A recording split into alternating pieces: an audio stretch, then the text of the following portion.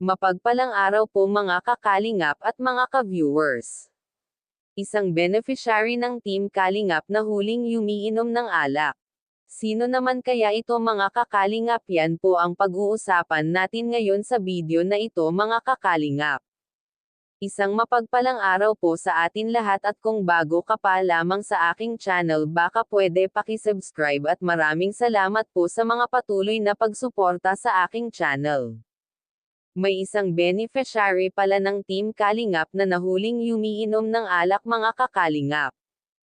Yan po ang alamin natin ngayon mga kakalingap, hindi talaga natin kilala ang isa't isa kung ano ang meron na ugali tayo.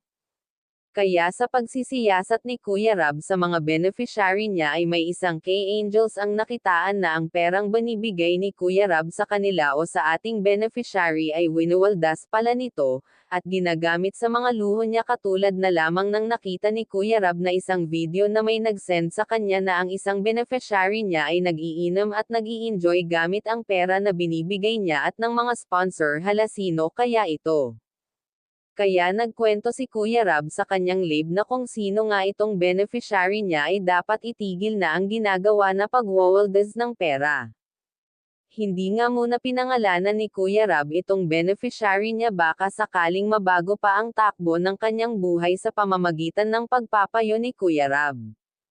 Marami po ang mga beneficiary ng Team Kalingap na naghahangad ng mabuting buhay. At gotong maging mabilang sa K-Angels kaya pasalamatan nyo kung ano ang meron kayo ngayon.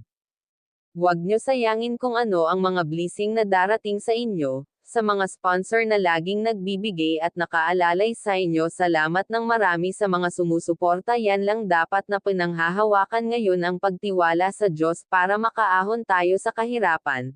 Kaya wag nga po pala natin kalilimutan suportahan ang ama ng Kalingap na si Val Santos Matubang. At hanggang dito na lamang ang ating mixing reaction. Again, maraming salamat sa panonood.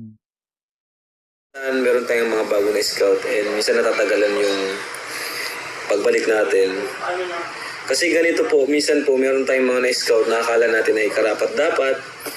Pero may mga nagsasend po sa atin ng video na ibang ginagawa po dun sa perang binigay natin. Kaya minsan po nawalan din po kami ng gana.